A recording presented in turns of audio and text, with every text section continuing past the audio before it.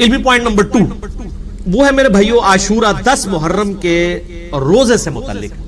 الحمدللہ صحیح بخاری میں کم از کم 20 احادیث موجود ہیں عاشورہ 10 محرم کے روزے کی فضیلت پہ. ان میں سے بھی جو کنزیکٹیو 8 طرق آئے ہیں انٹرنیشنل نمبر کے مطابق 2000 سے لے کر 2007 تک. اس باب کا نام ہی ہے صیام یوم عاشورہ، یعنی یوم عاشورہ کا جو روزہ ہے اس سے متعلق.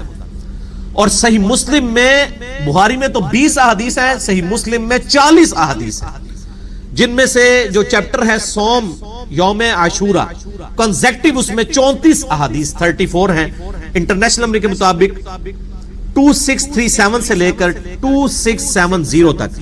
یعنی آلموسٹ بخاری مسلم میں ملا کر یہ آپ کو 50 سے زیادہ حدیث ملیں گی. اور کم از کم 8 صحابہ سے یہ احادیث روایت ہیں. سیدنا عبداللہ ابن عباس سے، سیدہ عائشہ سے، سیدنا جابر بن سمرہ سے، سیدنا عبداللہ ابن مسعود سے، سیدنا عبداللہ بن عمر سے، سیدنا ابو موسیٰ اشعری سے، اور اسی طریقے سے حضرت معاویہ ابن ابی سفیان سے اور حضرت ابو قتادہ سے رضی اللہ عنہم اجمعین. تو اب یہ ساری وہ 50 احادیث تو میں کور نہیں کر سکتا، میں نے صرف پنجتن پاک کی نسبت سے 5 ہی چوز کی ہیں. پہلی حدیث بخاری اور مسلم دونوں میں ہے. صحیح بخاری میں 2006، مسلم میں 2662 اور مشکات میں بھی ہے 2040 انٹرنیشنل نمبر کے مطابق. ابن عباس کہتے ہیں رضی اللہ تعالی عنہما کہ میں نے نبی صلی اللہ علیہ وآلہ وسلم کو یوم عاشورہ 10 محرم اور رمضان مبارک کے علاوہ کسی اور دن کے روزوں کا اہتمام کرتے ہوئے نہیں دیکھا. اور پھر ساتھ ہی فرمایا کہ آپ صلی اللہ علیہ وآلہ وسلم 10 محرم یوم عاشورہ کے دن کو باقی تمام دنوں پر فضیلت دیا کرتے تھے. یہ مسلم شریف کے الفاظ اور بخاری میں بھی موجود. دوسری حدیث صحیح مسلم میں ہے انٹرنیشنل نمبر کے مطابق 2746 اور مشکات میں 2044. ابو قتادہ کہتے ہیں کہ نبی صلی اللہ علیہ وآلہ وسلم نے فرمایا میں اللہ سے امید کرتا ہوں کہ یوم عاشورہ یعنی 10 محرم کا روزہ 1 سال کے گناہوں کا کفارہ بن جائے گا. 1 سال کے. اور یہ گناہ صغیرہ ہی ہوتے ہیں، کبیرہ گناہ صرف توبہ سے معاف ہوتے ہیں. کیونکہ صحیح مسلم میں حدیث ہے انٹرنیشنل نمبر کے مطابق 552 اور مشکات میں بھی ہے 564 کہ اگر کبیرہ گناہوں سے بچا جائے تو ایک نماز سے دوسری نماز، ایک جمعے سے دوسرا جمعہ اور ایک رمضان سے دوسرا رمضان درمیان کے گناہوں کا کفارہ بن جاتے ہیں اگر بیچ میں بڑے گناہ نہ کیے جائیں. اب یہ نہیں کہ ایک بندہ ایک جمعہ پڑھے اگلا جمعہ پڑھ لے بیچ کے گناہ معاف نہیں. نماز چھوڑنا خود کبیرہ گناہ ہے. صحیح مسلم میں 246 نمبر حدیث ہے بندے کے کفر اور اسلام کے درمیان فرق کی نماز ہے. تو نماز چھوڑنے سے بڑا کوئی کبیرہ، تو کبیرہ گناہوں سے بچا جائے تو چھوٹے موٹے گناہ جو ہیں وہ اس طرح کے روزوں سے معاف ہو جاتے ہیں. تیسری حدیث بھی بخاری اور مسلم دونوں میں ہے. بخاری میں 2002، مسلم میں 2637. اما عائشہ رضی اللہ تعالیٰ عنہ کہتی ہیں کہ قریش مکہ بھی زمانے جاہلیت میں عاشورہ کا روزہ رکھا کرتے تھے. اور میرا گمان یہ ہے کہ چونکہ ابراہیم علیہ السلام کو آتش نمرود سے نجات ملی تھی تو بنو اسماعیل کو بھی عاشورہ کے دن کی فضیلت پتہ تھی. حالانکہ مشرکین عرب بت پرست تھے، وہ بھی عاشورہ کا روزہ رکھا کرتے تھے. تو نبی صلی اللہ علیہ وآلہ وسلم بھی مکے میں عاشورہ کا روزہ رکھا کرتے تھے. رمضان شریف تو مدینے میں فرض ہوئے نا روزے، مکے میں آپ عاشورہ کا روزہ رکھا کرتے تھے. اما عائشہ کے آگے الفاظ ہیں حتیٰ کہ ہجرت مدینہ کے بعد بھی آپ صلی اللہ علیہ وآلہ وسلم ہمیں حکم دیتے تھے کہ ہم عاشورہ کا روزہ رکھیں، لیکن جب رمضان کے روزے فرض ہوئے تو آپ صلی اللہ علیہ وآلہ وسلم نے ارشاد فرمایا اب جس کی مرضی چاہے وہ عاشورہ کا روزہ رکھے، جس کی مرضی اس روزے کو چھوڑ دے.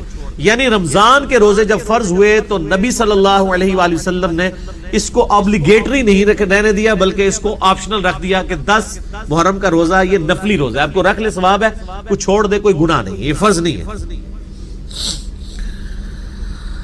چوتھی حدیث بھی بخاری اور مسلم دونوں میں ہے. بخاری میں 2004، مسلم میں 2656. عبداللہ ابن عباس کہتے ہیں کہ جب نبی صلی اللہ علیہ وآلہ وسلم مدینہ شریف تشریف لائے تو آپ نے یہودیوں کو دیکھا کہ وہ عاشورہ کا روزہ رکھتے ہیں. پوچھا کیوں رکھتے ہو تو انہوں نے کہا کہ اللہ تعالیٰ نے موسیٰ علیہ السلام کو نجات دی تھی فرعون سے، تو ہم اس دن کی تعظیم کرتے ہیں. مسلم شریف کے ایک طریق میں الفاظ ہیں ہم اس دن کی تعظیم کرتے ہیں, دوسرے میں الفاظ ہیں ہم اللہ کا شکر کرتے ہیں, اور تیسرے میں الفاظ ہیں کہ ہم اسے عید کے دن کے طور پر مانتے ہیں. تو آپ صلی اللہ علیہ وآلہ وسلم نے فرمایا ہمارا تو زیادہ حق ہے کہ ہم موسیٰ علیہ السلام کے لیے شکرانے کے طور پر روزہ رکھیں, کیونکہ ہم موسیٰ علیہ السلام سے تم سے زیادہ بڑھ کر قریب ہیں. ظاہر ہے کہ وہ تو ٹیمپرڈ فارم میں تورات کو لے کے چل رہے تھے. نبی علیہ السلام کی تو یہ جو دین ہے یہ اسی کی کنٹینیوشن ہے بنی اسرائیل کی, صرف شریعت میں تھوڑی بہت چینج آئی. تو آپ صلی اللہ علیہ وسلم نے پھر صحابہ کو حکم دیا کہ 10 محرم الحرام کا روزہ رکھو. اس دفعہ 10 محرم 21 ستمبر 2018 کو, اور بائی چانس پوری دنیا میں 10 محرم ایک ہی دن آ رہا ہے, کیونکہ سعودیہ کے آج میں نے چینل چیک کیا تو وہاں پہ بھی آج 5 محرم ہے, پاکستان میں بھی 5 محرم ہے آج 16 ستمبر 2018 کو. تو 9 اور 10 دو روزے رکھنے ہیں, یعنی 20 ستمبر کو اور 21 ستمبر 2018 کو پوری دنیا کے مسلمان یہ 2 روزے رکھیں. عاشورہ کے ساتھ ایک ساتھ والا روزہ, اس کی حکمت 5ویں حدیث صحیح مسلم میں ہے 2666, مشکات میں 2041. ابن عباس رضی اللہ تعالیٰ عنہ کہتے ہیں کہ جب نبی صلی اللہ علیہ وآلہ وسلم نے ہمیں حکم دیا اس بات کا کہ ہم بھی جو ہے وہ عاشورہ کا روزہ رکھیں, تو کچھ اصحاب نے عرض کیا کہ یہ تو یہود و نصارہ کی پیروی ہو جائے گی ایک طرح کی. تو آپ نے فرمایا پھر تم ان کی مخالفت کرو اور تم 9 تاریخ کا روزہ رکھو, یعنی 9 محرم الحرام کا. اور اگر میں اگلے سال تک زندہ رہا تو میں بھی 9 کا روزہ ایڈ کروں گا. لیکن اس سے پہلے ابن عباس کے الفاظ ہے کہ نبی علیہ السلام دنیا سے چلے گئے. اچھا, یہ حدیث میں کافی ساری کنٹراڈکشنز آتی ہیں, تو وہ بعض لوگ کہتے ہیں وہ یہ اضطراب ہے, پہلے آپ نے اجازت دے دی اور پھر آپ نے یہود و نصارہ کی مخالفت کا اس وقت کیوں نہیں خیال آیا, بالکل اینڈ پہ کیوں آیا. بیسیکلی یہ گریجولی شریعت کے احکام ایوالو ہوتے ہیں, یہ نہیں ہوتا کہ مطلب وہ ایک دن میں ساری چیزیں سیٹل ہو جاتی ہیں. تو یہ یعنی الٹیمیٹلی یہ ڈیسیژن ہوا. اچھا, یہ جو مسلم شریف کے الفاظ ہیں نا, میں اگلے تم رکھو, یہ جب آپ کسی کا بھی ترجمہ دیکھیں گے نا, بریلوی, دیوبندی, اہل حدیث, شیعہ, تو سب نے بریکٹ میں لکھا ہوگا 9 کا بھی روزہ رکھو.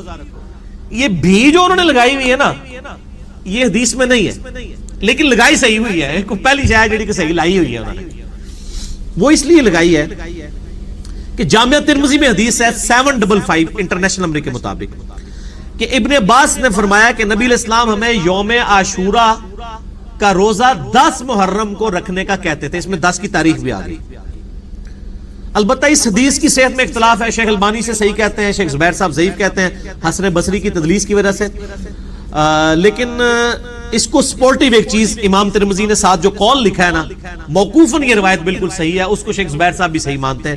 امام ترمذی نے اس حدیث 755 کے ساتھ لکھا, ابن عباس فرمایا کرتے تھے کہ 9 اور 10 2 روزے رکھ کر یہودیوں کی مخالفت کرو, اور اس کی پوری سند ہے سنن کبریٰ البیہقی میں انٹرنیشنل نمبر کے مطابق 8187 جلد 4 پیج 287 پہ, جسے شیخ زبیر صاحب نے بھی اپنے الحدیث رسالے میں لکھا ابن عباس کے اس قول کو جو ترمذی لے کے آیا. اور میں نے پہلے بھی عرض کیا ہے کہ اگر کوئی صحابی کی حدیث موقوف ثابت ہو جائے تو مرفوع حدیث اگر ضعیف بھی ہو نا, اس کو سپورٹ مل جاتی ہے.